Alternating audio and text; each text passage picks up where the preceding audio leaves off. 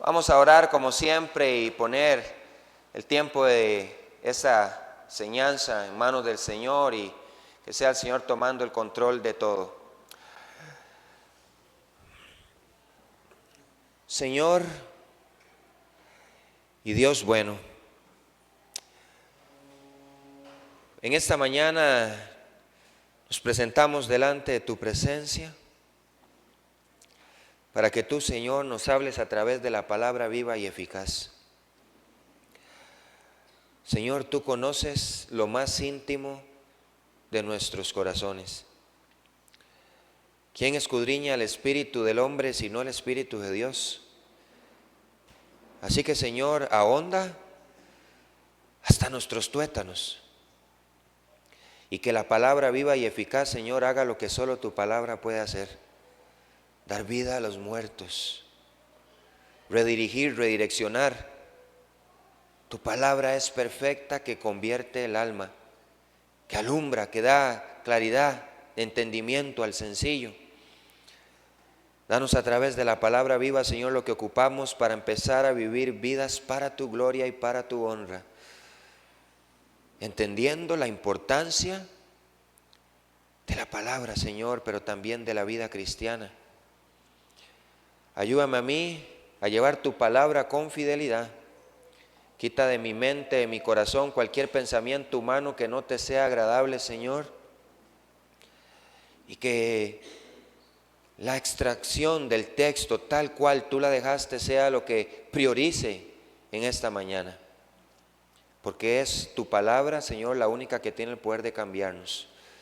Toma el control, obra en la mente, en los corazones de los oyentes acá, y que tu Espíritu Santo convenza a cada uno según la necesidad de cada uno de ellos, para que seas tú obrando en nosotros.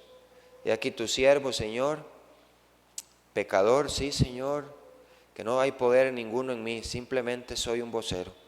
Aquí estoy, úsame, dame, Señor, la palabra viva, Señor, con denuedo a través de tu Espíritu, y habla en nuestros corazones y quita, Señor, cualquier afán, cualquier presión, cualquier cosa que pueda estarnos, Señor, moviendo a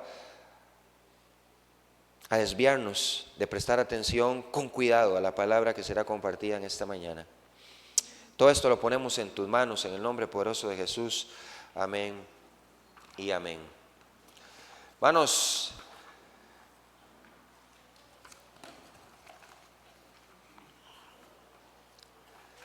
aquí en la lectura de Santiago, capítulo 2, versículo 14 al 26, Santiago está abordando un tema específico acerca de la fe.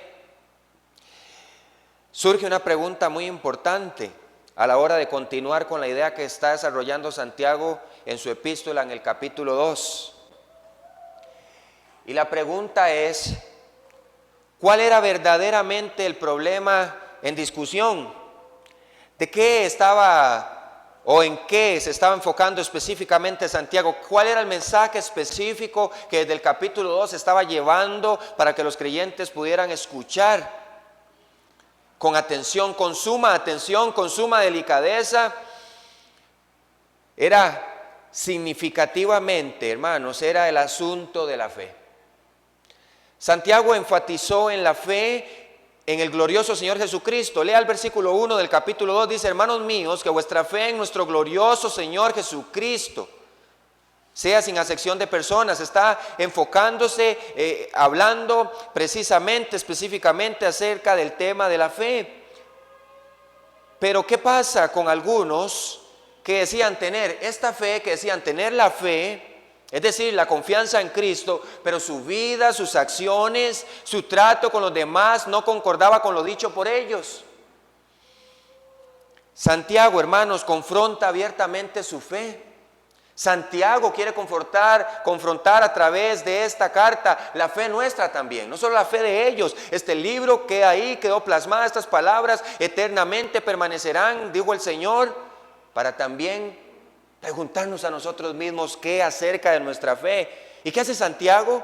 Confronta abiertamente su fe y la pone como en un juego de ajedrez, en jaque mate, con los argumentos con los cuales los reprende acerca de sus palabras, acerca de una fe que manifiestan tener, pero que no se evidencia por ningún lado concreto en sus vidas, y ni siquiera con el trato para con otros. Tú dices tener fe. ¿Esta es tu fe? La pregunta es, ¿concuerda tu fe con tus acciones? Así, en esta enseñanza veremos a la luz de la carta de Santiago, hermanos, las evidencias contundentes de una fe viva y de una fe muerta, que definirán también la nuestra definitivamente, dejándonos en una sola respuesta, la cual, hermanos, deberá llevarnos a tomar decisiones para una vida consecuente a la declaración de nuestras palabras, o definir si realmente estamos participando de una fe muerta. Hermanos, he estado viendo, pensando, orando en estos días. ¿Por qué hablaba del temor y el temblor? Hermanos, cuán difícil ver es un creyente que esté pagando el precio. Pero hay creyentes que sí lo están haciendo. Hay creyentes que sí se están tomando la obra del Señor en serio. Ahora hay un hermano que compartió un video acerca del temor y el temblor. Pero saben ustedes, el temor y el temblor no era una referencia hacia los oyentes. No, era el temor y el temblor de aquellos que se paraban a predicar en el púlpito. El temor y el temblor que hoy se ha perdido. ¿Saben por qué? Porque los predicadores han empezado a manipular un poquito la predicación de la palabra para agradar a los oyentes. ¿Saben por qué? Porque si en el púlpito se predica algo muy duro, los oyentes se van. Dura palabra de ser recibidas esta. Algunos en aquel tiempo, en Juan 6, dijeron: yo no puedo seguir recibiendo esta palabra. ¿Quién podrá recibir esto? Y muchos seguidores de Jesús se fueron. Pero los que tenían una fe genuina en el Señor, estando a la par de Jesús, le dijeron: Señor, ¿a quién iremos si solo tú tienes palabras de vida eterna? En el púlpito se está dejando de predicar el temor y el temblor a Dios. Se predica del amor, de la misericordia, de la bondad de Dios que se extiende claramente, es real. Dios es amoroso, Dios es misericordioso. Pero también Dios tiene que ser honrado por nosotros, por nuestras propias vidas.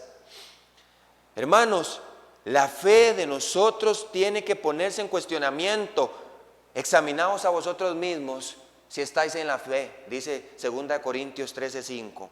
Así que este mensaje va a ser una catarsis espiritual en nosotros, a ver cómo está nuestra fe. Vamos a ir al punto número 1. Y el punto número 1 vamos a leer en el versículo 14. Hermanos, es una proclamación vacía. Ante el evidente cuestionamiento que Santiago hace a los hermanos, los lleva a un análisis profundo de una comparación entre lo dicho y lo hecho. ¿A usted alguna vez le ha pasado que alguien le ha prometido algo y nunca lo ha cumplido? ¡Qué decepcionante! ¿Cuánto le ha prometido usted al Señor y no ha hecho? ¿Cuánto ha dicho usted ser y no es? Hermanos, anteriormente Santiago dijo, versículo 12, léalo, dice: así hablad, así haced. Pero el problema más puntual es, ¿cómo alguien puede proclamar tener fe en el Señor Jesucristo si su fe no tiene ninguna evidencia palpable? La confrontación es directa, hermanos. ¿Puede tu fe salvarte si la misma fe que profesas no produce absolutamente nada? Leámoslo. Hermanos míos, dice aquí Santiago, versículo 14, ¿de qué aprovechará? ¿Qué beneficio hay? ¿Cuál es el provecho? Si alguno dice que tiene fe y no tiene obras, ¿podrá la fe salvarle? Hermanos, el punto es, punto número A, una pretensión falsa de la fe. Ahí se repitió un poco, una pretensión falsa de la fe. La primera pregunta con la que Santiago confronta es: ¿qué provecho hay en sí mismo decir que tengo fe si no tengo obras? Ahora, hermanos, seamos muy claros con esto. No estamos hablando de hacer solamente buenas cosas. La idea es clara. Santiago no está defendiendo la salvación por obras. Él, hermanos, está cuestionando la declaración de fe de una persona que dice ser cristiana sin ningún tipo de evidencia. ¿Saben qué es lo más extraño? Que la palabra de Dios dice que el Dios que tenemos es un Dios ¿qué? ¿Vivo o muerto? ¿Es un Dios qué? Vivo. Hermanos, es un Dios vivo. Es un Dios vivo. ¿Usted cree que Dios es real? ¿Usted cree que Dios creó los cielos y la tierra? ¿Usted cree que Dios es el autor de todas las cosas? ¿Usted cree que Dios tiene poder? La pregunta es, Efesios capítulo 1, versículo 13, dice que habiendo oído la palabra de verdad, el evangelio de vuestra salvación, fuisteis sellados con el Espíritu Santo de la promesa. El Señor Jesucristo llamó a esto el nuevo nacimiento, donde la promesa en el Antiguo Testamento es que Dios vería nuestro corazón de piedra y lo transformaría en un corazón de carne, sensible a la voz de Dios, donde vería nuestro espíritu direccionado, condicionado, guiado hacia la voluntad del pecado, y nos daría un espíritu nuevo que pudiese escuchar con claridad la voz de Dios y pudiera tomar la decisión de seguirle. Pero no solo eso, sino que pondría su Santo Espíritu dentro de nosotros. La pregunta más importante es, hermanos, si yo, al creer en el Señor Jesucristo, el Espíritu Santo de Dios vino a morar en mí, ¿debería haber una evidencia del poder de Dios? Claramente sí. Dios debería obrar en nosotros porque Dios es real, porque su obra es real, porque su poder es infinito, es eterno, Él es omnipotente y definitivamente hará una obra. Ahora, el problema es decir, tener fe en Jesús y no ver absolutamente nada, ni un cambio. Aquí el argumento o aquí el cuestionamiento más claro es, ¿cuál es la clase de fe que tienes? La palabra obra aquí, dice aquí, hermanos míos, ¿de qué aprovechará si alguno dice que tiene fe y no tiene obras? Vea qué interesante, hermanos, la palabra aquí para obras es la palabra griega ergón. ¿Y por qué es importante que entendamos esto? Porque esta palabra se traduce como obra, acción, hacer o hecho. Hermanos, ¿de qué sirve que yo digo que tengo fe si no hay ningún accionar en mi vida, si no hay ningún hecho, si no hay ninguna evidencia que realmente refleje que yo soy un hijo de Dios? Dice la palabra de Dios que la mente de Cristo se nos dio a nosotros por medio de su Espíritu, que el amor de Dios fue derramado en nuestros corazones por medio del Espíritu, que hemos sido libertados de la esclavitud del pecado. Por lo tanto, si tengo fe, mis acciones, mi vida tiene que ser consecuente a la fe que yo digo o predico tener. Es decir, que Santiago pregunta directamente, ¿dices que tienes fe, pero no tienes ningún tipo de acción acorde a la fe en Jesucristo que profesas tener? La pregunta es, ¿puede esa clase de fe salvarte? Santiago entonces se centra evidentemente no en la salvación, hermanos. Santiago en ningún momento está diciendo la salvación es por obras, no, sino en la autenticidad de la fe del profesante. Él no está tratando de establecer cómo es la salvación. Él está tratando de establecer cómo es la fe de los creyentes. Esto nos lleva, hermanos, al segundo punto, una comparación contundente. Leamos versículos 15 al 16. Me gusta, hermanos, ¿por qué quiero a veces profundizar en esto? Hermano, no se trata, hermano, ¿por qué tantas menciones de griego? Bueno, el Nuevo Testamento fue escrito en griego, pero también, hermanos, muchas veces la riqueza de un idioma se pierde a la hora de traducirse. Así que cuando yo veo pequeñas palabras como estas son importantes, es importante que usted conozca qué es el uso de esa palabra. En el versículo 15 dice, y si, recuerden que anteriormente, en versículo 2 lea, porque si en vuestra congregación, aquí hay dos veces la palabra así, porque si en vuestra congregación, versículo 15, y si un hermano, esta palabra griega, la palabra eam, es la palabra que se usa para hablar de una hipótesis. Santiago lo que está dejando claramente a entender aquí, hermanos, es que va a hablar nuevamente, a utilizar el ejemplo de una ilustración hipotética con algo que realmente pasa. Él dice, y si un hermano, es decir, digamos de forma hipotética, si un hermano o una hermana están desnudos y tienen necesidad del mantenimiento de cada día y alguno de vosotros le dice, id en paz, calentados y saciados, pero no le dais las cosas que son necesarias para el cuerpo, ¿de qué aprovecha? No sé si usted lo puede notar, pero si usted lee versículo 14 dice, ¿de qué aprovechará? ¿Cómo termina el versículo 16? ¿De qué aprovecha? Santiago está haciendo una comparación. Si dices tener fe, pero tu vida, tu accionar, tu conducta, tu comportamiento no es acorde a la fe, ¿de qué aprovecha? ¿Puede esa fe salvarte? Es el mismo ejemplo, hermanos. Si viniese una persona con necesidad, sabemos que tiene gran necesidad y le decimos, querido o amigo que nos acompaña en esta mañana, sí, tiene hambre. Bueno, esperamos que encuentre pronto comida y la mesa llena de alimentos, hermanos, ¿de qué aprovecha? Hermanos, si usted tiene un montón de suetas en su casa y ve a un hombre pasando frío y dice, ojalá ese hombre pueda ser calentado, pero no le damos la sueta, ¿de qué aprovecha? Es una comparación en la que Santiago dice, ¿saben qué? Una cosa empata con la otra. La idea es clara. ¿De qué sirve decirle a una persona en necesidad que vaya, que todo estará bien, que se caliente, que se sacíe, si nosotros mismos pudiendo darle no hacemos nada? ¿Qué provecho tiene? ¿Sabe que eso es simplemente vacío? No sirve para nada. La comparación precisamente se enfoca en un punto. ¿Sabe cuál es, hermanos? Acciones. Acciones.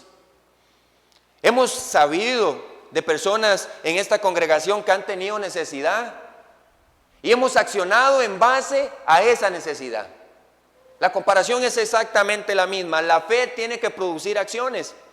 Así también, hermanos, ¿para qué llenarse de palabras vacías acerca de una fe salvadora cuando su vida no manifiesta ningún fruto? Ahora, hermanos, esto me volaba la cabeza. ¿Saben cómo nos justificamos muchas veces? Yo sí hablo de Dios. Yo sí tomo a Dios siempre en cuenta. Yo les voy a hacer una pregunta, hermanos. ¿No hablan los impíos también acerca de Dios? ¿No hablan los no creyentes que Dios también les ha bendecido? Si te topas un católico allá afuera que está toda su confianza puesta a sus obras para ser salvo y le pregunta acerca de Dios, dice, todo lo que tenemos es por Dios. Ahora, yo no estoy hablando, hermanos, de que si tú en tu trabajo reconoces que crees en Dios, cualquiera puede decir yo creo en Dios. La pregunta es, ¿realmente es evidente que tú hablas del Dios verdadero? En tu casa, en tu trabajo, en la universidad, donde quiera que tú estés, con tus amigos, la pregunta es, ¿tú con tu vida y testimonio dices creo en Dios? ¿Realmente has sido puntual y le has dicho a una persona, ¿sabes qué? Yo creo en Dios. ¿Y sabes cuál es el mensaje que creo acerca de Dios? Que Dios envió a su único Hijo para salvarnos de la condenación del pecado. ¿Sabes por qué muchos cristianos no hablan estas cosas? Porque saben que sus vidas no son consecuentes con el Evangelio. Porque a la hora de hablar del pecado, confrontar del pecado, alguien le dirá, ¿qué me hablas tú acerca de ese pecado que tú mismo vives y practicas? Santiago no está hablando, hoy mencionemos que creemos en Dios. No, él está hablando, vive la forma real de la fe que manifiesta que tú eres un hijo de Dios. Hermanos, ¿para qué llenarse de palabras vacías acerca de una fe salvadora cuando su vida no manifiesta ningún fruto? Es exactamente lo mismo que decirle a alguien que esté en paz cuando todo a su alrededor está en un caos. Que se caliente y ni siquiera tiene abrigo o no haya a su alrededor fuego. Que se sacíe sin ni siquiera tener un plato de comida al frente. Así es igual de ilógico decir que tengo, hermanos, tengo la fe que salva cuando no hay nada en mi vida que evidencie dicha fe. Hermanos, usted puede prometer. Estamos cansados las personas de promesa y no ven nada. ¿Qué dice un dicho? Ver para creer. Porque hasta que veamos acciones específicas podemos concretar eso. La fe que profesa una persona así, Santiago la describe como una fe muerta. Y déjeme decirle algo, este tipo de fe no puede salvar. No es decir, yo creo en Dios. No es decir, mi vida refleja que creo en Dios. Mis acciones reflejan que creo en Dios. Mis palabras reflejan que creo en Dios. Mis pensamientos reflejan que creo en Dios. Mi vida, mis prioridades, mis metas reflejan que creo en Dios. Tristemente, muchos practican una fe muerta Y ese es el punto número 2, una fe muerta. Leamos versículo 17 al 19, vaya ahí a la palabra de Dios y vea cómo dice. Así también, recordemos, hay una comparación hipotética, decir y no hacer nada, no hay acciones, no hay nada concreto. Así también, hermanos, la fe, si no tiene obras, ¿qué dice? Es muerta en sí misma. Siempre me recuerdo el testimonio de un pastor que decía que uno de sus familiares, un cuñado, con una cajetilla de cigarros aquí, fumándose un cigarro, también le decía, cree en Cristo, hermano, necesitas creer en Cristo. Y este hombre le decía, ¿ese Cristo es el que usted me predica? ¿Con lo que usted está haciendo? Hermanos, hablar de Cristo en un momento definitivo, hablar de Dios en un momento definitivo y toda una vida inconsecuente con la verdad bíblica, hermanos, debería darnos vergüenza. Santiago es aún más directo, dice aquí, pero alguno dirá, tú tienes fe y yo tengo obras. Ay, hermano, Dios conoce mi corazón, Dios sabe que no puedo hacer mucho por Él, pero yo sigo teniendo fe. Tal vez usted tiene obras. Ay, hermano, dice Santiago, muéstrame tu fe sin tus obras. Hermanos, si hay una relación de un hombre que llega borracho a casa, golpea a su mujer, y luego de una golpiza llega el siguiente día en lloro y en lamento y le dice, amada esposa, perdóname porque te he golpeado. No lo volveré a hacer. Pero en la siguiente semana este hombre vuelve borracho y golpea a su mujer y golpea a su esposa y una y otra vez pide perdón y pide perdón y pide perdón, pero se repite y una otra vez. ¿Podremos creer? No. Hermanos, de la misma manera, nosotros, hermanos, no podemos decir que estamos arrepentidos de una conducta que era pecaminosa y seguir viviendo la misma. Muéstrame tu fe sin tus obras. Es como estar diciendo, voy a hacer un cambio, voy a ver algo definitivamente en mí y no hay nada visible. La fe necesita ser palpada, hermanos. Ahora espero que dentro de poco podamos entender un poco más acerca del concepto. Pero dice Santiago, muéstrame tu fe sin tus obras. Es decir, muéstrame tu fe sin nada evidente. Es imposible. Dice aquí, y yo te mostraré, ¿qué dice? Mi fe por mis obras. Hermanos, Santiago es aún más directo y dice, así también. Es decir, de la misma manera en que de forma incoherente alguien que llama a uno a ser saciado sin nada que darle, así también la fe de tal persona es una fe vacía, es una fe muerta, es una fe que no salva. Y vamos a ver las descripciones de una fe muerta. No importa cuánto usted diga que conoce a Dios, la pregunta es, ¿Él lo conoce a usted? Mateo 7, 21. En aquel día me diréis, Señor, en tu nombre hicimos, en tu nombre echamos fuera demonios, en tu nombre hicimos sanidades, pero en aquel día les declararé, nunca os conocí, alejaos de mí, hacedores de maldad. Usted sabe qué es llegar delante de la presencia de Dios y decirle, Señor, tú sabes que yo iba los domingos a la iglesia. Tú sabes que de vez en cuando yo iba a un evangelismo. Tú sabes que de vez en cuando había la Biblia. ¿Qué dirá aquel día el Señor? ¿Quién eres tú? Hermanos, la relación íntima con el Señor define también la fe. Pero si ni siquiera tomamos tiempo para orar, ni para consultarle a Él, ni permanecer en la palabra, ¿cómo decimos que le conocemos? La fe muerta es engañarnos a nosotros mismos. Mire lo que dice Santiago aquí acerca de la descripción de la fe falsa. Leamos versículo 18, dice nuevamente, pero alguno dirá, tú tienes fe y yo tengo obras. Muéstrame tu fe sin tus obras y yo te mostraré mi fe por mis obras. La descripción de una fe falsa es la siguiente: dividir en dos algo que es uno en sí mismo. Ponga aparte las obras y ponga aparte la fe. Esto es imposible. La fe y las obras, hermanos, son un matrimonio. Dios los unió en uno solo. No puede nadie decir estoy casado viviendo solo y sin ninguna pareja. Qué incoherente. ¿Y usted cómo? ¿Usted es casado? Sí, estoy casado, pero vivo solo y no tengo pareja. ¿Qué es eso?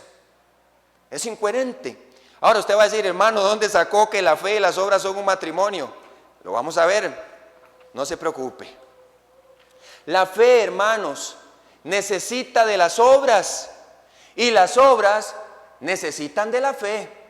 ¿Saben por qué? Porque una alejada de la otra son vacías e inútiles. ¿Usted sabía que allá afuera hay muchas personas que dicen tener fe? Pero la palabra fe es simplemente confianza.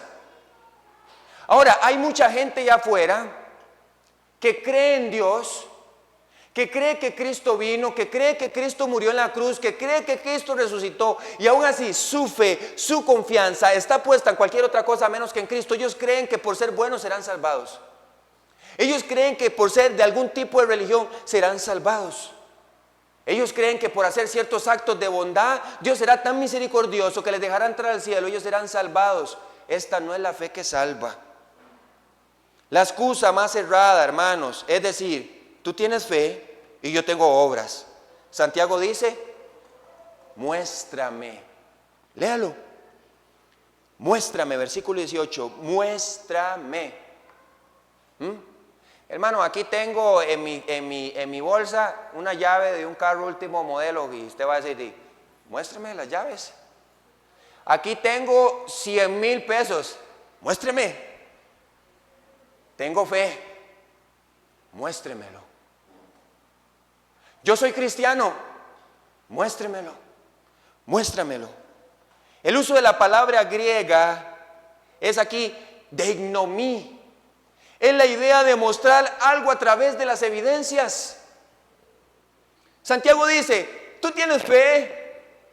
¿Cuáles son las evidencias de esa fe? Muéstramelas, las quiero ver. ¿Sabes por qué? Porque hay una fe que es la fe como la fe de los demonios. Leamos versículo 19. Hermanos, ¿tú crees en Dios? ¿Tú crees que Dios es uno? ¿Qué dice? Bien haces. Bien haces. ¿Sabes qué?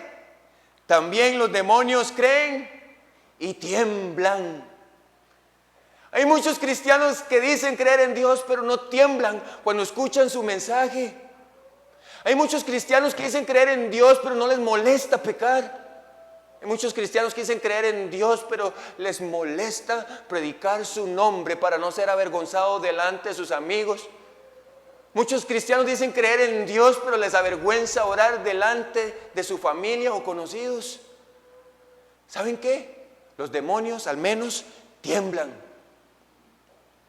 Ahora, hermanos, las cosas parecen complicarse y Santiago hace una comparación que debería pararle los pelos de punta a más de un creyente vacilante.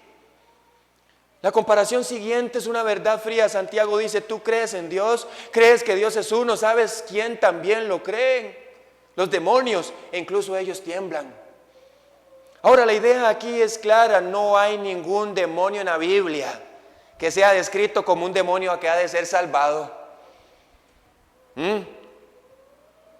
Realmente creen en Dios, saben que Dios existe y también lo reconocen como el Señor de todo, pero ¿saben qué? Ellos decidieron ser rebeldes, no se sujetaron, quisieron vivir sin Dios y abandonaron toda confianza y fe en Dios y la pusieron en sí mismos.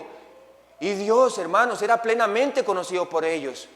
Usted y yo tenemos un punto en desventaja, si podríamos verlo de alguna parte. ¿Quién de nosotros ha visto a Dios cara a cara? ¿Quién de nosotros ha ido al tercer cielo y ha estado delante de su presencia con todas sus huestes angelicales y lo ha visto? Ninguno. Nadie ha visto a Dios, dijo el Señor Jesús. Y si alguno se ha acercado a verlo, solo los que estuvieron en la tierra en el tiempo en que Jesús, Dios, se encarnó, tomó forma de hombre y estuvo en medio de los hombres. Nadie ha visto a Dios jamás, dice la Escritura. Sin embargo, ellos, estando en su presencia, estando delante de Él, ¿por qué se llaman demonios? Porque tomaron una decisión clara. ¿Cuál fue? Desobedecerle abiertamente. Ahora usted dice, hermano, qué ventaja. No hemos visto a Dios cara a cara, no le conocemos. Este libro nos juzgará en aquel día. Porque este libro es la descripción clara del Dios vivo. ¿Cuál es su pensamiento? ¿Qué es lo que Él quiere? ¿Qué es lo que Él desea? ¿Y hacia dónde nos está llevando? La pregunta es, en aquel día, ¿qué diremos? Hermanos, así allá afuera hay muchos que dicen conocer a Dios, saben que hay un Dios y reconocen incluso a Jesús como el único Salvador, pero están confiando, es decir, tienen su fe en cualquier otra cosa o en ellos mismos, menos que en Cristo. ¿Sabe cuál es la confianza que ha asumido el hombre hoy? Hermanos, tristemente, siéntese a hablar con un incrédulo.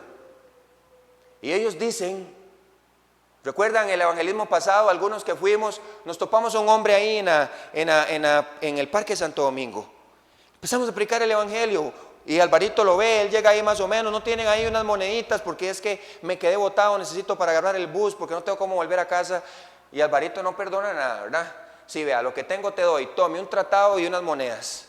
Ahora una pregunta, si usted muriera hoy y esta persona dice, a mí Dios me tiene que perdonar.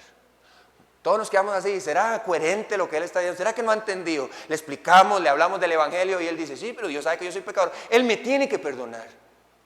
Ya era más bien una posición el que había asumido que el Dios misericordioso tenía que perdonarlo sí porque sí. ¿Saben cómo viven muchos hoy?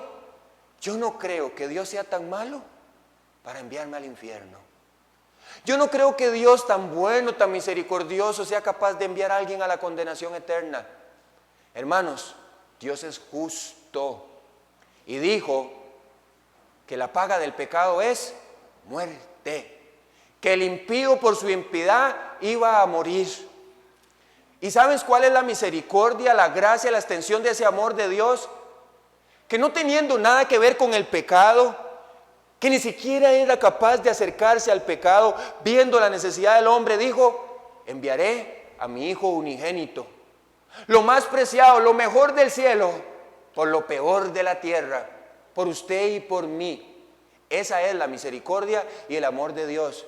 Cuando por un favor inmerecido, la gracia, un regalo inmerecido, un favor gratuito, dado simplemente por gracia, por amor, sin ningún tipo de obligación, fue dado para nosotros, ese momento es la misericordia y la gracia de Dios expresada para nosotros a los hombres, hermanos. Y déjeme decirle una cosa, algunos están esperando que el juicio de Dios llegue, ¿sabe cuándo?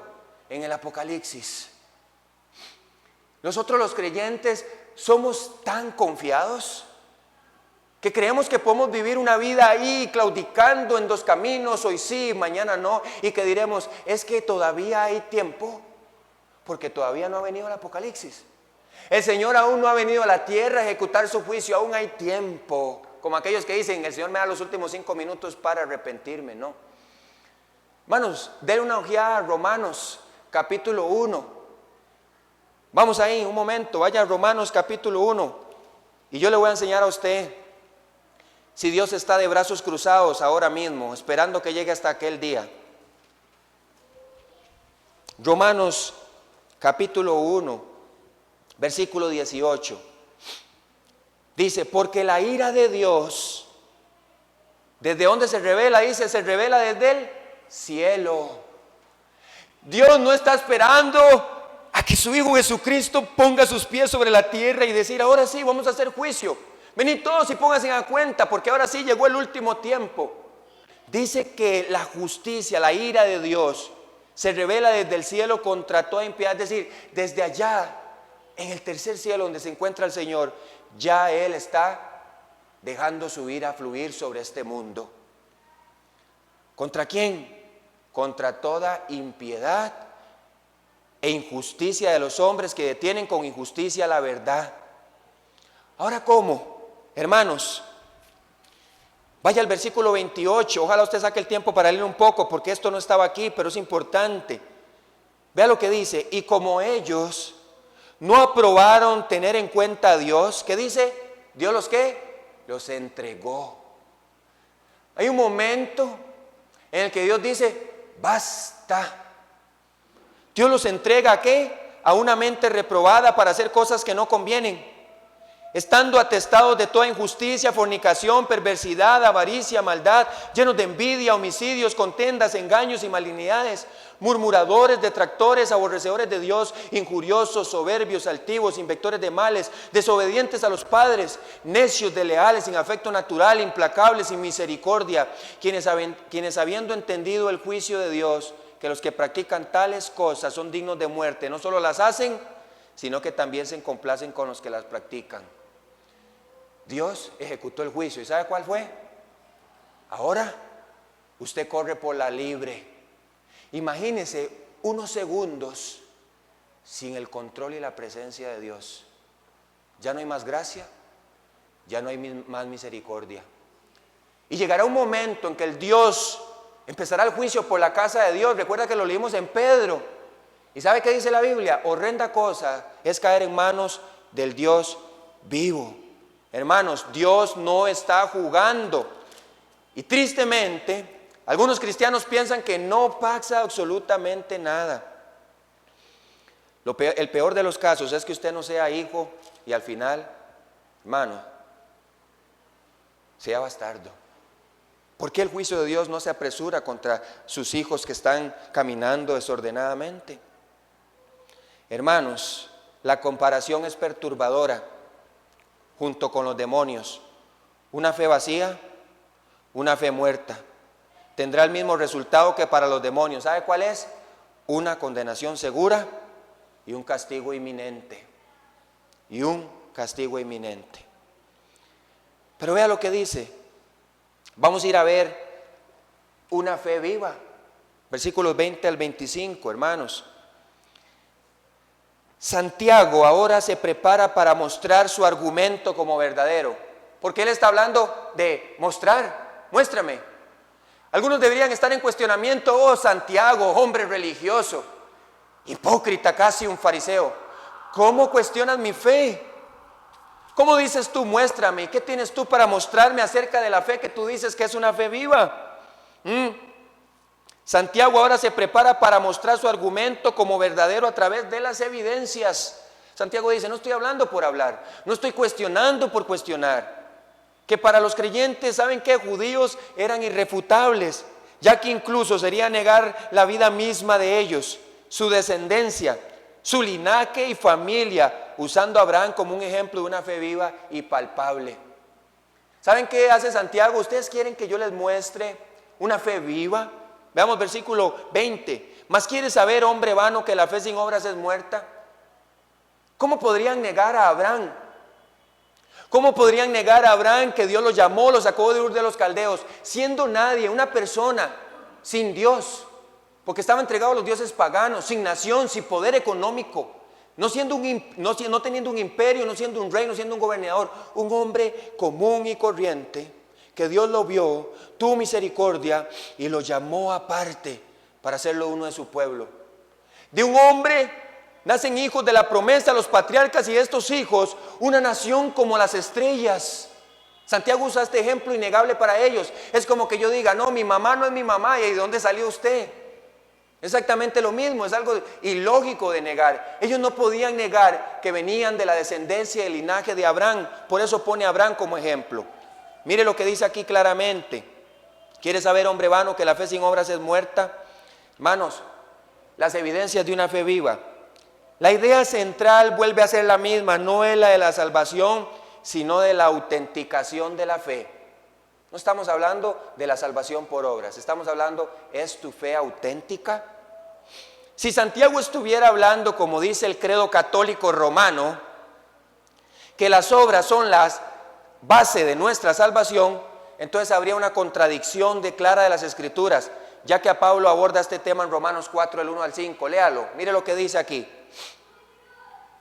¿Qué pues diremos que halló Abraham nuestro padre según la carne? Porque si Abraham fue justificado por las obras, tiene de qué gloriarse. Pero ¿saben qué? Pero no para con Dios. Porque ¿qué dice la Escritura? Creyó Abraham a Dios y le fue contado por justicia. Pero al que obra, no se le cuenta el salario como gracia, sino como deuda. Mas al que no obra, si no cree en aquel que justifica al impío, su fe le es contada por justicia. Santiago no estaba diciendo aquí, hermanos, la salvación es por obra, porque si no todos deberíamos empezar a hacer un gran trabajo por empezar a tratar de ganar nuestra propia salvación, que ¿saben qué? Es imposible. Ahora es evidente que el tema a tratar no es si es una persona salva por la fe o por las obras, la salvación es del Señor. Salmos 3:8, Jonás 2:9, es por gracia y el medio para alcanzar ese favor inmerecido es por la fe. Para ser más claros, hermanos, Santiago utiliza el ejemplo de dos personas en el Antiguo Testamento, así que el primer ejemplo es el ejemplo de Abraham, versículo 21, leámonos. Dice aquí, ¿no fue justificado por las obras Abraham, nuestro padre, cuando ofreció a su hijo Isaac sobre el altar? Hermanos, el punto aquí es evidente, leamos hasta el 24. ¿No ves que la fe, dice versículo 22, actuó, ¿qué dice? Juntamente con sus obras, y que la fe se perfeccionó por las obras, y se cumplió la escritura que dice, Abraham creyó a Dios y le fue contado por justicia, y fue llamado hijo de Dios. Vosotros veis pues que el hombre es justificado por las obras y no solamente por la fe. Vamos a entender un poquito acerca de esto. El punto es evidente. Santiago dice, ¿no fue justificado? Es una pregunta. ¿A qué se refería Santiago con esto? ¿No fue justificado, dice aquí, Abraham, por las obras? Para eso debemos ver más de cerca la forma del verbo empleado en su idioma original. Esta es dikaio, que puede indicar el significado de demostrar justo. Así podríamos leer el texto. ¿No se demostró justo Abraham por las obras? Es decir, no se demostró la fe de Abraham por sus actos, por sus acciones, por su comportamiento. Es decir, que aquella justicia perfecta de Dios que le fue imputada a Abraham por creer, se demostró como algo que tenía a través de sus actos, sus acciones y sus obras. Hermanos, ¿saben qué? Dice aquí, ¿cuándo se demostró la justificación por las obras de Abraham nuestro padre? Dice, cuando ofreció a su hijo Isaac sobre el altar. Abraham estuvo dispuesto, hermanos, a entregarle a Dios lo que para él significaba lo más sagrado. ¿Cuántos años esperando por un hijo? Ahora, tal vez dentro de la cultura occidental anhelan mucho ser padres, otros no. Pero en la cultura oriental, un hijo, el primogénito, era la seguridad de su descendencia y su familia. Era para ellos mucho más que simplemente tener un hijo. Estaba en juego su genealogía, su familia y el respaldo de su nombre, la identidad también de una familia. ¿Sabes qué? Abraham estuvo dispuesto a entregarle a Dios lo que para él significaba lo más sagrado, aquello que tanto anheló y por lo que tanto había esperado. Y vea lo que dice Hebreos capítulo 11, versículo 17 al 19. Por la fe Abraham, ¿qué dice? Cuando fue probado, ofreció a Isaac. Y el que había recibido las promesas ofrecía a su unigénito, habiéndosele dicho, en Isaac te será llamada descendencia, pensando que Dios es poderoso para levantar aún de entre los muertos, de donde en sentido figurado también le volvió a recibir. ¿Por qué lo hizo Abraham? Versículo 17 dice, por la fe. La pregunta es, ¿qué cosas estamos dispuestos a entregar a Dios por fe? ¿La vida misma de nosotros? ¿La vida misma de nuestros hijos? ¿Todo lo que yo soy? ¿Todo lo que yo represento? Si en algún principio Dios es ofendido en mi trabajo, la pregunta es, ¿estaría dispuesto a renunciar a mi trabajo por agradar a Dios? Me recuerdo el testimonio de un hermano que le habían ofrecido hacer una página para adultos, como trabajador ahí en programación y demás. Por su fe dijo, no. ¿Qué hace un hombre en necesidad? ¿Qué hubiese hecho Abraham en su necesidad cuando le dijo, entrégame a tu hijo? Dios, he esperado tantos años. Hermanos, cuando Dios te pide que te apartes de aquellas personas que te alejan de Él. La pregunta es, ¿estás dispuesto a sacrificar tus amistades que no glorifican a Dios con tal de agradarle a Él por la fe que dices tener? Hermano, ¿estás dispuesto a abandonar tus conductas impías? Programas de televisión, series de televisión, cosas que vemos en el teléfono, cosas que escuchamos, personas con las que frecuentamos, por la fe. ¿Qué estamos dispuestos a dar? Santiago, ¿sabe qué dice? Abraham dio hasta lo más íntimo de él. La idea que antes mencioné de la fe y las obras como un matrimonio es nuevamente mencionado y ratificado aquí en el versículo 22. Vea lo que dice: ¿no ves que la fe actuó juntamente con sus obras? Hermanos, si yo lo veo así por encima al español, no sacaría algo tan importante que está aquí en la riqueza del idioma original. Aquí dice juntamente, aquí dice, versículo 22, ¿no ves que la fe actuó juntamente? El verbo usado aquí es el verbo sinergio, de donde proviene la palabra sinergia, para decir que la fe y las obras actuaron juntamente. ¿Sabes qué es la sinergia? La sinergia es la acción de dos o más causas cuyo efecto es superior a la suma de los dos efectos individuales. ¿Por qué Santiago usa sinergia? Porque él dice, la fe y las obras juntas tienen el efecto deseado, son más poderosas, son más grandes. Yo puedo decir que tengo fe y mis acciones pueden negar al Señor. Y puedo decir que tengo obras y sin ni siquiera tener la fe en el Señor Jesucristo como Salvador personal. Más adelante voy a hablar de este ejemplo. Es decir, que separados de forma definitiva, estas dos cosas serían simplemente vacías y sin provecho. Usted puede decir todo lo que usted quiera que es cristiano. Su vida es la muestra de que lo es. Hermanos, póngase a pensar en esto para explicar este ejemplo. ¿Qué pasaría si un hombre dice, yo tengo obras? ¿Sabe qué dice la Biblia en cuanto a las obras? Que todas nuestras obras son como trapos de inmundicia. ¿Qué dice si digo yo que tengo fe pero no tengo obras? Dice la Biblia que es una fe muerta, es una fe vacía. Pero ¿cuándo estas dos hacen esta sinergia perfecta? Cuando mi fe en Jesucristo realmente evidencia que he nacido de nuevo.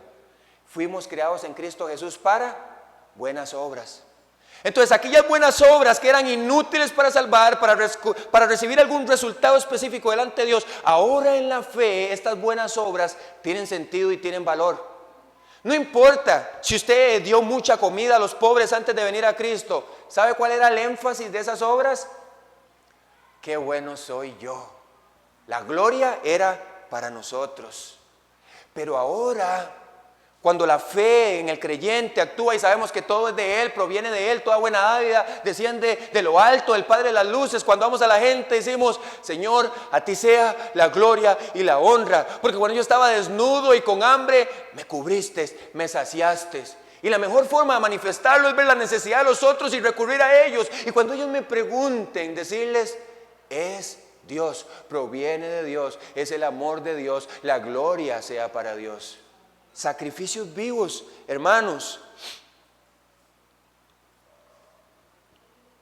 Así la fe de Abraham se maduró, es decir, se perfeccionó y se mostró como cierta por la conducta y andar de Abraham, que eran las más claras evidencias de su fe. Versículo 23, y se cumplió la escritura que dice, Abraham creyó a Dios y le fue contado por justicia. ¿Qué hubiera pasado si Abraham dice a su familia, me llamó Dios, me ha llamado Dios para servirle? Me ha llamado Dios para una nueva nación, para una nueva tierra, pero ahí va Abraham con todos sus ídolos y sus hijos preguntarían, ¿cuál Dios de todos te llamó, papá? Cuando Abraham salió y Dios lo llamó, ¿qué hizo Abraham? Apartó su corazón de los ídolos y les dijo a sus hijos, a su descendencia, a su familia, a sus siervos, a los que estaban con él, estos dioses de palo, de madera, de piedra, no pueden salvar. El Dios verdadero, Jehová, me ha llamado. Ese es el Dios que quiero seguir. ¿Y a quién dejó? A toda su parentela. Pero por amor incluso a veces a la familia. Hermanos, ¿usted ama a la familia? Debería tener temple y dureza y decir, por amor a Dios, por mi fe a Dios, no voy a negociar mis principios cristianos. Y por el contrario, ¿saben qué? Ojalá Dios pueda llegar a sus vidas, a sus corazones y se arrepientan a tiempo, porque el juicio de Dios está cerca. Pobrecito, ¿qué dirá? Vamos a las fiestas de los familiares. ¿Qué importa que haya ahí música mundana? ¿Qué importa si unos fuman? ¿Qué importa si hay un montón de vulgaridades? ¿Qué importa? Es mi familia, pobrecitos. Sí, pobrecitos. Ellos y pobrecitos nosotros que no anunciamos el mensaje, porque un día el Señor vendrá y el Señor no va a decir, pobrecitos. Él va a decir, mi mensaje fue anunciado con prontitud. Y como el atalaya, a nosotros se nos demandará su cabeza. Hermanos, por lo tanto Santiago dice, versículo ahí 23, dice, 24, dice, vosotros veis. ¿Qué dijo? Veis. Tiene que ser claro. ¿Qué? Que la evidencia de la fe de Abraham, que declaraba su justificación, ¿sabe cuáles fueron? Fueron sus obras, y no solamente por la mera mención de decir que tenía fe. Su vida reflejaba que ese hombre había tenido fe. Hermanos, el ejemplo de Rahab, parece que Santiago cierra esta idea al poner como ejemplo a Rahab. La verdadera razón por la cual se reconoció que su declaración en fe en Jehová, hermanos, y los prodigios que realizó en Egipto era real. ¿Sabe qué fue? Que ella actuó en base a lo que dijo creer y no solamente se quedó en palabras. Ella no recibió ahí a los espías y dijo, yo creo en Dios. Sí, yo creo en Dios. Vamos a venir y vamos a destruir todo. Bueno, sí, que vaya bien. Esa mujer sabía que Jehová de los ejércitos había prometido algo a su pueblo y lo iba a hacer, se lo iba a dar. Una gentil, una pagana. Vea lo que dice la palabra de Dios, Josué 2, 9 al 13. ¿Qué dijo ella? Oigan las palabras de Rahab, la ramera, la gentil. Cuando escuchó acerca de Jehová, dice, sé que Jehová, ¿qué dijo? Sé, fe, reconoció, creyó, os ha dado esta tierra, porque el temor de vosotros ha caído sobre nosotros y todos los moradores del país ya han desmayado por causa de vosotros. Porque ¿qué dice? Hemos oído que Jehová hizo secar las aguas del mar rojo delante de vosotros cuando salisteis de Egipto, y lo que habéis hecho a los dos reyes de los amorreos que estaban al otro lado del Jordán, a Sehón y a Og, a los cuales habéis destruido. Oyendo esto, ¿qué dice ella? Ha desmayado nuestro corazón. Esto fue como cuando el corazón de algunos fue compungido. Dice, y ni ha quedado más aliento en hombre alguno por causa de vosotros, porque Jehová, vuestro Dios, ¿qué dice? Es Dios arriba en los cielos y abajo en la tierra. Sí, Dios es Dios, pero vivo mi vida como a mí me da la gana. Dios es Dios y hay un Salvador y yo soy cristiano, pero toda mi vida, toda mi conducta refleja totalmente lo contrario. Vulgar, mentiroso, me mezclo con el mundo, sigo haciendo cosas paganas. Yo no veo esto en Rahab. ¿Saben quién es Rahab? De donde viene el linaje de nuestro Salvador, el Señor Jesucristo. Hermanos, esta mujer habló de su fe, pero mostró su fe. Os ruego pues ahora que me juréis por Jehová, que como he hecho misericordia con vosotros, así la haréis con vosotros, así la haréis vosotros con la casa de mi padre, lo cual me daréis una señal segura. Y que salvaréis la vida a mi padre y a mi madre y a mis hermanos y hermanas y todo lo que es suyo, y que libraréis nuestras vidas de la muerte. ¿Sabe cómo los espías creyeron que la fe de Rahab era verdadera? Porque ella prometió lo que cumplió, porque su fe se fue de manifiesto. ¿Qué hubiera pasado si ellos hubieran vuelto y no hubiera pasado lo que Rahab hizo? Toda su familia junto con ella hubiera muerto a espada. Dijo Santiago, muéstrame. Hermanos, la fe necesita de las obras, sí. Aunque parece, hermanos, pareciera el ejemplo más corto, fue un golpe certero, ya que Rahab era una gentil. Así Jesús confrontó a muchos de los judíos al enfrentarlos con la fe del centurión. ¿Recuerdan ustedes qué dijo Jesús ahí en Lucas 7:9? Al oír esto, Jesús se maravilló de él y volviéndose dijo a la gente que le seguía, os digo que ni aún en Israel he hallado tanta fe. ¿Sabe cuál es la historia del centurión? El centurión sabía que Jesús era Dios, que era el Salvador del mundo, que él tenía el poder para sanar, y mandó uno de sus siervos, porque él se consideraba indigno. ¿Y sabes qué dijo? Di una palabra y será suficiente. Porque yo soy un hombre que tiene a hombres autoridad y yo les digo y ellos hacen. Una palabra, Jesús, es suficiente. No soy ni siquiera digno de presentarme delante de ti, pero si sé que si tú lo dices, así será. ¿Saben qué pasó cuando el centurión volvió y vio a su siervo? Lo vio sanado. Porque ese hombre no solo creía de la mente, sino en el corazón que aquel hombre era quien dijo ser. La pregunta es, ¿creemos nosotros que Jesús es el Salvador nuestro? ¿Creemos su mensaje? ¿Somos consecuentes con él? ¿Vivimos a la luz de este mensaje?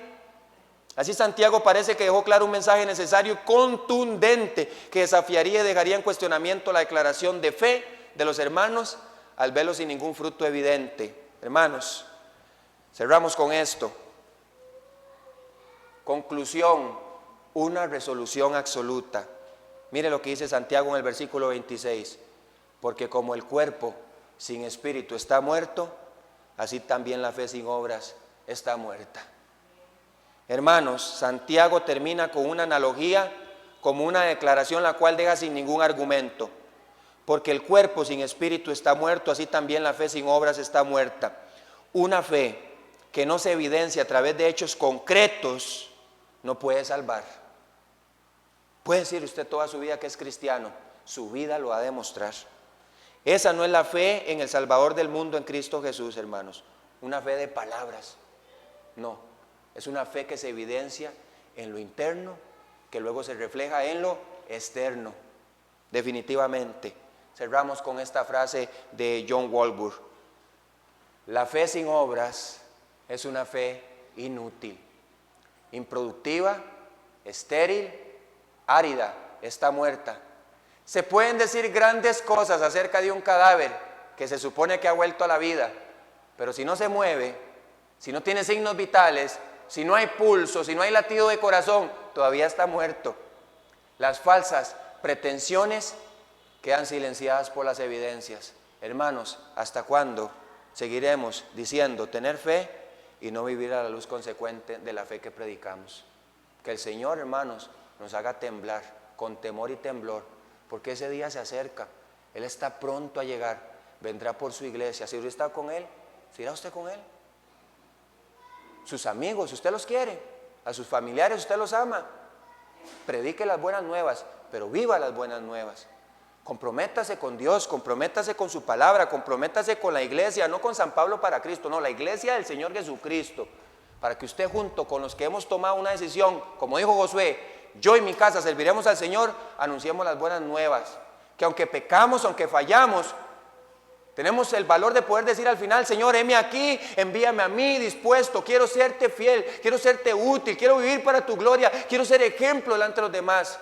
Hermanos, es la única forma, humillados delante de Él. Hermanos, es posible.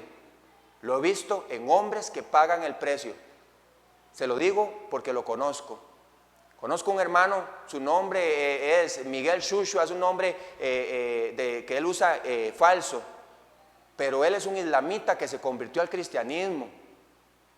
Más de 150 iglesias subterráneas se congregan de madrugada. Si usted escuchara las historias, hermanos, no hay tiempo para eso, pero déjeme decirle una cosa. Cuando yo estaba a la par de ese hombre, escuchando su testimonio, escuchando sus cosas, yo decía, Señor, yo soy un siervo inútil a la par de este hombre paga un precio. Hermanos, su esposa embarazada, durmiendo en un cuarto así de 4x4, un hombre que pudiese tener mucho, por amor a los hermanos que son perseguidos allá en la frontera de Gaza. Esto no es una ficción, no es una historia que leí, yo lo vi, en mi Biblia lo tengo ahí, Romanos 5:1 escrito en árabe por él. Justificados pues por la fe tenemos paz para con Dios. Y uno de sus testimonios, su esposa embarazada, hermanos, tenía antojo de una naranja, pero ¿saben qué hacían con lo que recogían de dinero? Compraban alimentos y los llevaban a la gente necesitada en la frontera con guerra, que tenía problemas, su propia comida.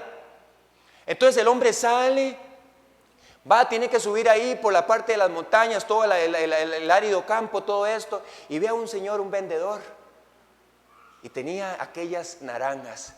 El hombre no sabía que su esposa tenía el deseo de naranja. El hombre va y compra unas 4 naranjas, vuelve a casa. Ahí estaba ese beduino que vendía, vuelve a casa, llega donde su esposa. Cuando el hombre le da la naranja, su esposa se sienta a llorar. Y él le dice, ¿qué te pasa? ¿Por qué lloras? Tenía antojo de una naranja. ¿Y por qué no la pediste? Porque lo que nosotros tenemos es para nuestros hermanos también. No sabía si tenías para darme. Entonces simplemente le dije a Dios que él sabía y conocía. Entonces el hombre desesperado, llorando al ver la necesidad de su esposa, que incluso estaba dispuesta a negarse a sí misma por el bien de otros, se vuelve y va allá al árido campo donde estaba el beduino vendiendo. ¿Y sabes qué? Había el mismo hombre ahí y le dice, necesito más naranjas. Y el hombre le dice, ¿cuáles naranjas? Yo no vendo naranjas. Este hombre se volvió a casa, lloró, se arrodilló, hasta las cosas más pequeñas dijo, el Señor tiene cuidado de sus hijos. Hermanos, el Señor es bueno. Y ya del testimonio de su hijo que se convirtió en un misionero, él oraba y dijo, Señor, necesitamos un hombre. Recogió a un niño violado que lo asumió como padre y dijo, Padre, no ores más. Ese misionero soy yo. Y cuando fue secuestrado, fue golpeado, casi al punto de morir. Su padre lo buscó durante un mes y lo encontró en los lugares más feos de Gaza. Las palabras de su hijo fueron, Padre, no negué a Jesús. Las primeras palabras de su boca. Hermanos, a usted se le paran los pelos escuchar los testimonios de ese hombre. Y yo dije, Señor, yo soy un siervo inútil. Esa clase de amigos, esa clase de cristianos es con los que yo quiero estar, que desafíen mi fe y me hagan pensar y temblar acerca del nombre de Dios verdadero, para salir y predicar las buenas nuevas, porque nosotros aquí estamos muy cómodos. Vamos a orar. Señor, te damos gracias por esta mañana. ¿Es acaso nuestra fe vacilante? ¿Somos acaso, Señor, nosotros apáticos y desinteresados por tu obra? ¿Somos acaso nosotros, Señor, personas que no entienden la gravedad del pecado y la condenación eterna? Señor, danos un sentir como iglesia para salir y predicar las buenas nuevas a los perdidos. Danos el corazón que tienen muchos de aquellos hombres que han estado dispuestos a dejarlo absolutamente todo, sus familias, incluso a sí mismos, para vivir para ti, como decía este hombre, Miguel Sushua, Gálatas 2:20, porque para mí el vivir es Cristo y el morir es ganancia. Danos ese sentir, danos ese corazón y ayúdanos a vivir para tu gloria. Vamos a terminar cerrando en oración. No vamos a tener el último himno por el tiempo también y yo creo que ha sido suficiente para nosotros también hoy. Quédese ahí, sus ojos cerrados, su cabeza inclinada. Hermanos, estimado oyente, ¿cuál es tu fe? ¿Es una fe viva o es una fe muerta? Si tienen la fe viva, hermano, es tiempo de vivir en la luz. No podemos predicar la luz y vivir en las tinieblas. Pero si hoy necesitas del Salvador del mundo, el Señor Jesucristo, tu fe es muerta y has reconocido que no tienes la fe verdadera, es tiempo. Arrepiéntete de tus pecados y cree en el Señor Jesucristo para ser salvo. Si confiesas tus pecados, le pides perdón y le dices que quieres ser limpio y que crees en su sacrificio perfecto para limpiarte tus pecados, darte perdón y vida nueva, y que crees que Él resucitó, te lo aseguro por la autoridad de las Escrituras que tú eres salvo. Ahora, que sea un clamor de nosotros como iglesia, vivir vidas para su gloria. Así que así oramos. Padre, gracias por todo. Confronta nuestras vidas, nuestros corazones, más allá del emocionalismo, danos convicciones firmes y ayúdanos a vivir para el Dios verdadero, como Abraham, como Rahab, para gloria y honra de tu nombre. Rétanos, muéstranos, guíanos, dirígenos. Pon personas de bien a nuestro lado, personas que nos confronten, personas que nos ayuden, personas que nos bendigan. Y ayúdanos también a buscar este tipo de personas que también te amen, que por la conducta fiel de ellos, Señor, anhelemos buscarte más. Pero sobre todo, que tu palabra quiebre las barreras más duras de pecado en nuestra vida y que tu Santo Espíritu nos conduzca por el camino a la verdad siempre, para imitar las pisadas de tu Hijo Jesucristo. En el nombre de Jesús oramos. Amén, amén.